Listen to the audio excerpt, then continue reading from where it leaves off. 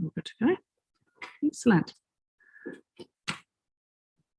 Right, well, welcome back. We're moving on to our next item, which is Council submission on the Agricultural Emissions Pricing Consultation Document. Welcome, David. Nice to see you, Morena. Morning, Your Worship, Morena councillors. Thank you for the welcome. It's good to see you all too. Thank you.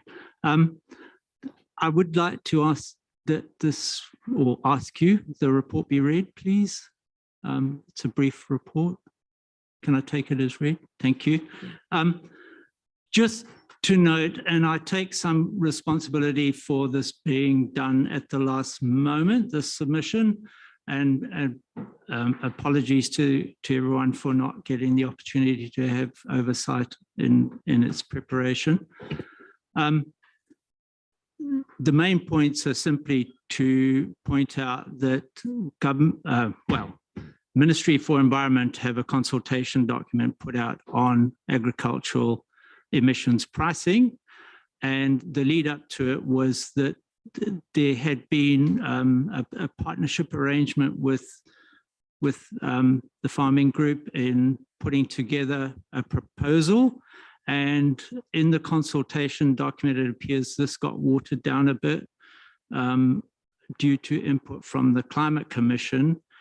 And this submission simply points out that it would have been good to have had a bit more consultation in putting together that consultation document. Any questions, comments? It got submitted, so it was done on your behalf.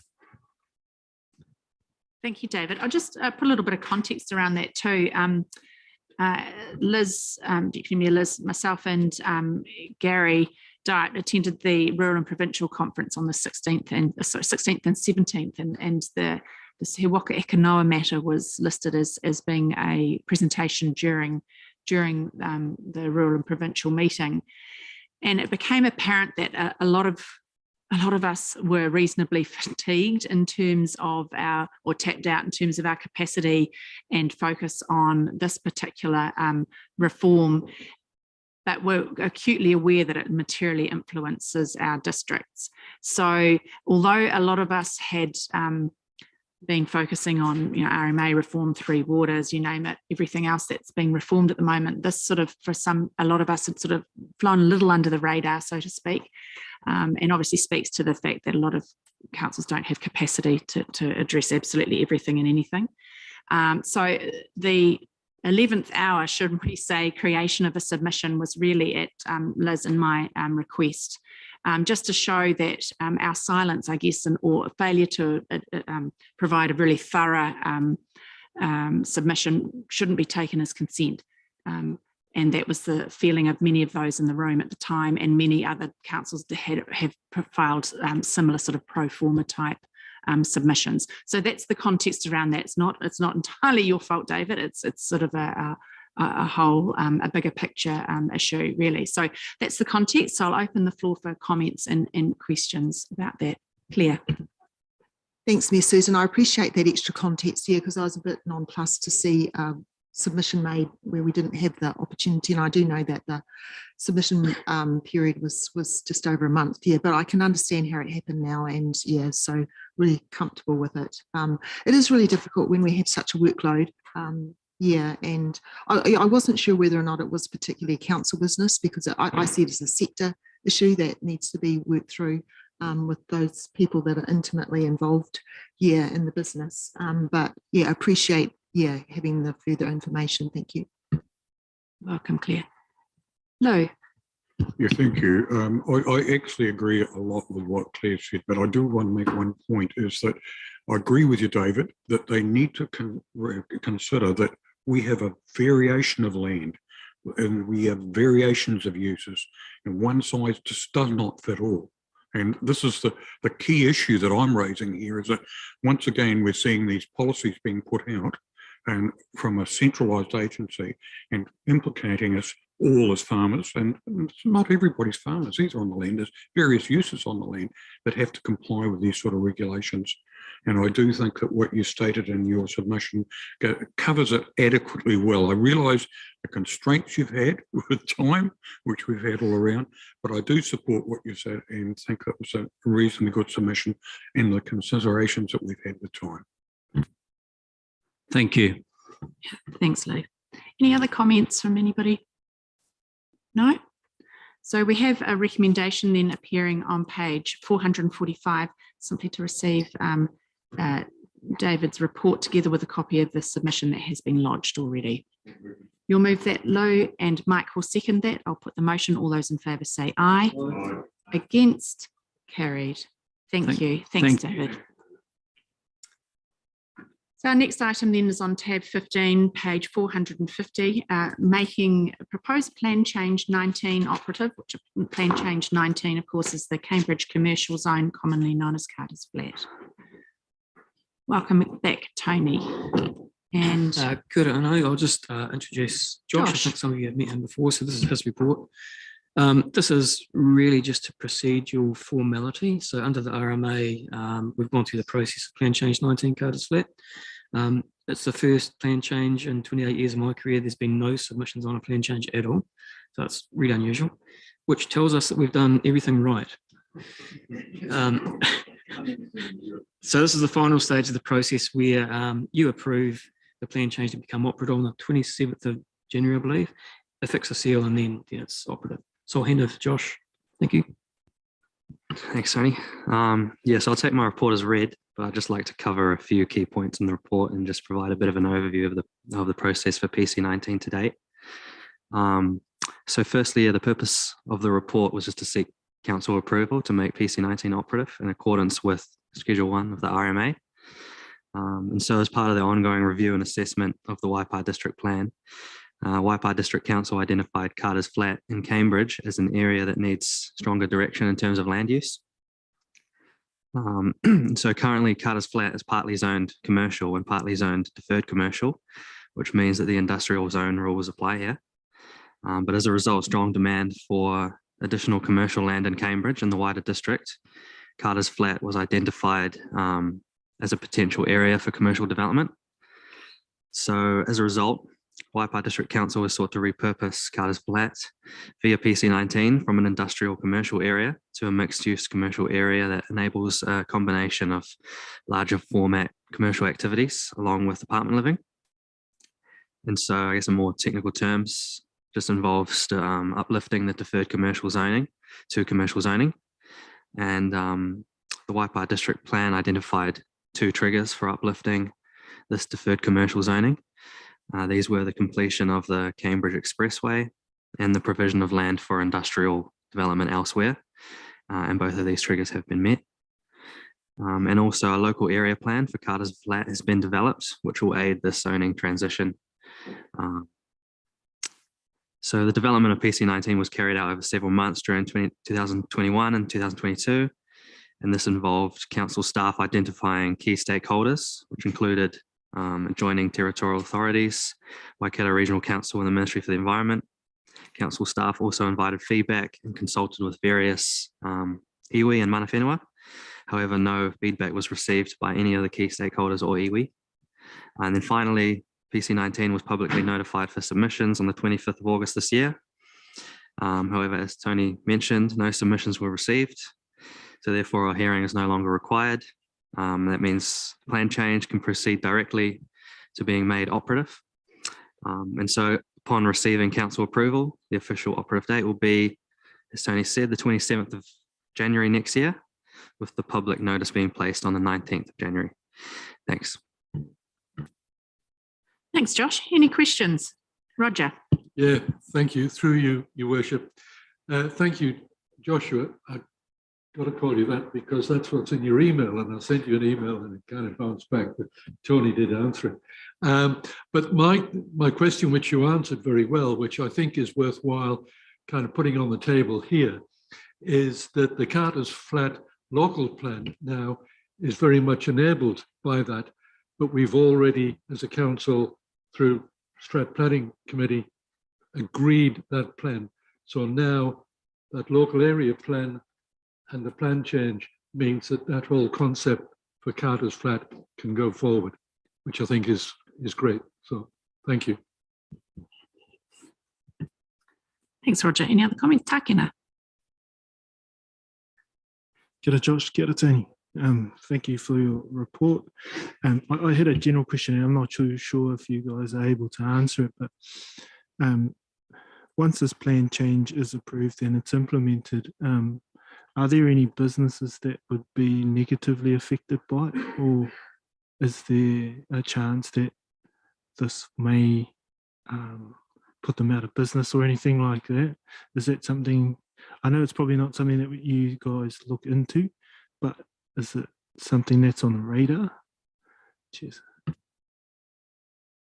Thank you for the question. I can answer that one. And I did want to acknowledge to the Chamber of Commerce. So we had a couple of, I think 3 workshops in the end with local owners in Carter's Flat, and the Chamber helped us set those up and facilitate them. So I wanted to acknowledge them. In the course of doing that, that was a question that came up from some of the existing industries down there. So the effect of this zone is it takes the deferred commercial, which has been industrial, and makes that commercial. So that's the zoning change. And we were able to reassure that all of the industries down there can continue under permitted existing use rights. So if they're lawfully established, either by way of the existing zoning or consent, they can continue in perpetuity. So it doesn't force, I suppose, any of those industries out, but what it does is incentivize them, probably through a value uplift in the land there. And we've already seen some interest in some businesses down there looking at exactly what we're trying to do here, is relocate their industries out of there to industrial zones. I hope that answered the question. Thank you, Tony. Yep. Mike? Yeah, just a question about the policies versus the rules. This is probably general knowledge one. So the rules are pretty clear. The policies are what bring in the local area plan and the policy that you don't want to undermine the function of Cambridge Central. And when you're assessing things, do the policies count as equivalent of rules, or is there a hierarchy in there? Yeah, that's a good question too. So if no resource consents are needed, then we can assume that the outcome is what we intended because it's a permitted activity. If a resource consent is needed, say for example, there's a minimum gross floor area down there, which is one of the differentiation areas from the CBD, and that came out of the Cambridge Town Concept Plan, where large format retail was the vision for Carter's Flat, again to create that separation. So if, say for example, someone wanted to either do a smaller footprint or do something that triggered a consent, then the rules is what triggers the consent, and the policy framework supports their application. So the policies do have a lot of weight, and we have to have statutory accord to them and give effect to them through resource consents. But it's only when it's triggered by consent. So it's a good question. And the way the mechanism works, and picking up on Roger's point, the local area plan sits outside of the plan change, of the district plan. And so if someone is permitted to do an activity in there, because the local area plan isn't triggered by a rule, we use that as guidelines. So we encourage, we incentivize, any development there will require a building consent. So that's a time too where we do a building check and we say, can you make sure this is in accordance with the local area plan? So that's the kind of mechanism of how they work together. Great, thanks for that explanation. Any other questions for these gentlemen? No, I just want to echo your sentiment, Tony, in respect of the Chamber of Commerce's assistance. I understand Kelly was aid, and I think our comms team were they instrumental too in ensuring that we had some really good communication with the affected people, which probably plays quite strongly to the fact that there has been no opposition. So it's a good result for all concerned. So I have recommendation there appearing on page 451, not only to receive Josh's report, but to approve the plan change, which is to become operative on the 27th of January next year. Roger's happy to move that, and Michael will second that. All those in favour say aye. Against? Carried. Fantastic. Thank you for that. Pettit, yeah. I called him Michael, very official, wasn't it? Very formal.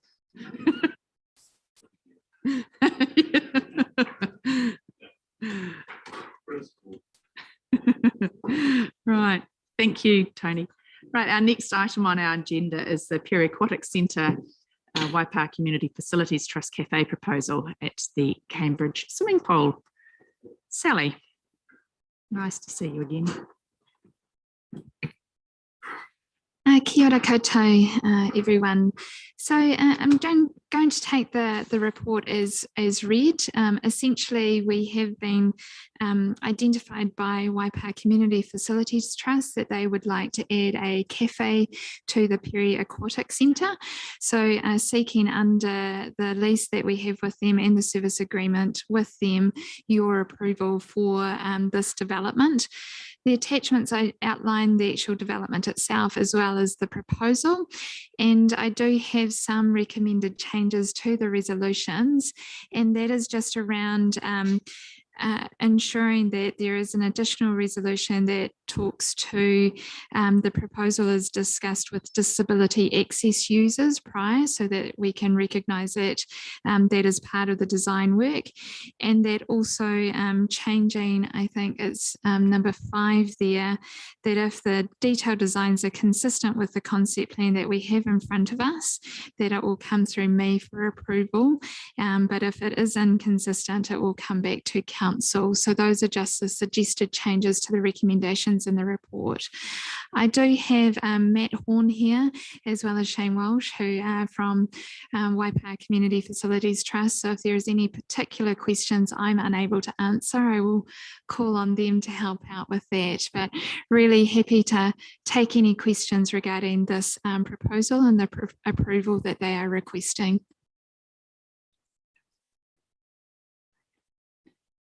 Okay, and also just as another addition, I have just realised that Appendix 5 has been missed, or half of it has been missed, and that's around the noise summary or the noise acoustics overview with the information received from Waipa Community Facilities Trust.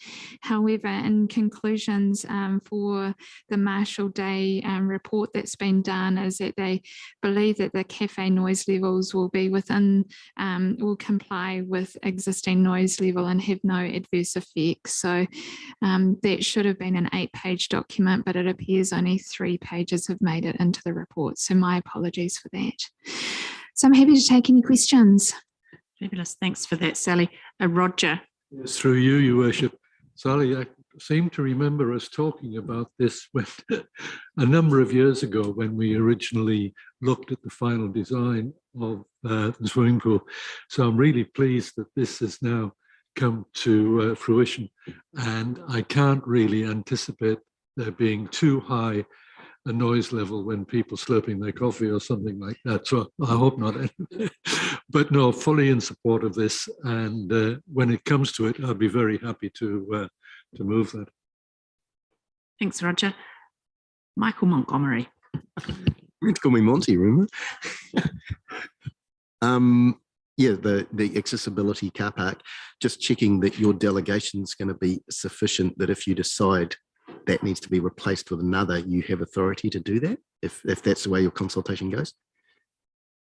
I'll take guidance from Joe from the governance committee in terms of whether or not I do have delegations around that car park. I'd suggest that would be appropriate, because I don't think there'd be a problem around here. Gary's happy to speak to that. So the requirement for disability car parks and those sorts of things are all covered through the consent process. So we should assume that if it gets through the consent process, then Sally's delegation will be fine.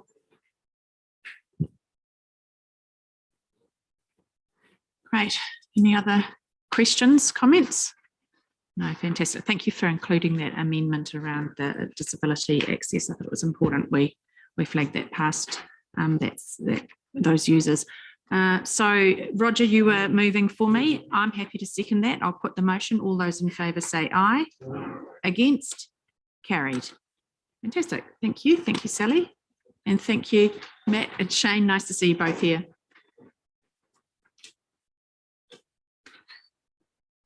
Now, the last item on our open agenda is tab 17, installation of community cameras, funding confirmation. I believe this is Brian. No, Dawn. Oh, here we go, Brian and Dawn. Look at that, a duo. 2 for the price of 1. Morning, Brian.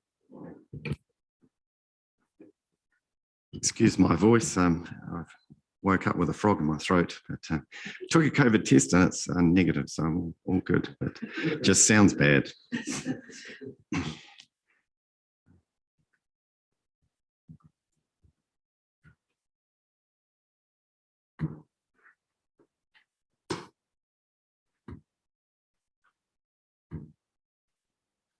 So just remind me, so this is the CCTV paper, is that right? My Yes. apologies, Thank Brian. you. It's the installation of the community cameras, CCTV. We're on page 496 of our agenda.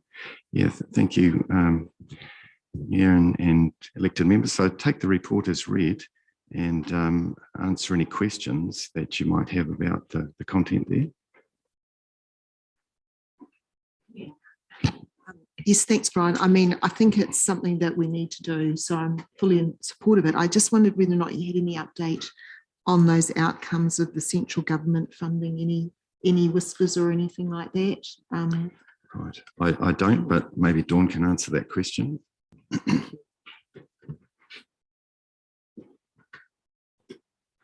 Morena. Unfortunately not, we've got no update yet on the Better Off funding. You'll recall that we were slightly delayed in terms of our application going in terms of making sure that our application was as complete as possible. But what that's meant is we are behind a few others. So we're hoping before Christmas, but yeah, we are in a queue, unfortunately. Thanks for that, Dawn. Lou, and then Mike. Sorry, Philip. Thank you very much, Brian. It was excellent speaking with you the other day with the RamRads committee. And as I say, we had quite an excellent talk about it. Had they progressed any further with that map, they were going to supply, Terry Johnson's going to supply a map of all the current CCTV cameras that have been installed within our local area. That's Te Awamutu and Keke, and which means that we just don't overlap and we actually coordinate and cooperate. Has that developed any further at all? So we've made a commitment to meet with Terry and with my staff member as well, who's heading up that project. So we'll be doing that, if not before Christmas, then early in the new year. Philip, did you want to add something? Not so much add something, but just my support for this and happy to move the recommendation through A through to D. Thank you, Philip. And Lou will second that. I'll put the motion. All those in favour say aye. Aye. Against? Carried. Great. Thanks very much for that. And thank you, Brian, for doing that. I know it was a sort of a bit of a rush at the end, so thank you. Yeah, go and get rid of your frog.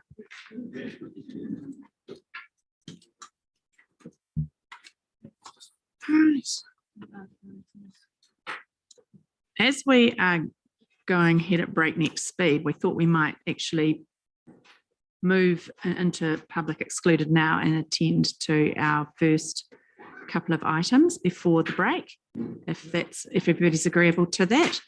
So I have a resolution on tab 18 to move into public excluded. Marcus is going to move it. Philip will second it. I'll put the motion. All those in favour say aye.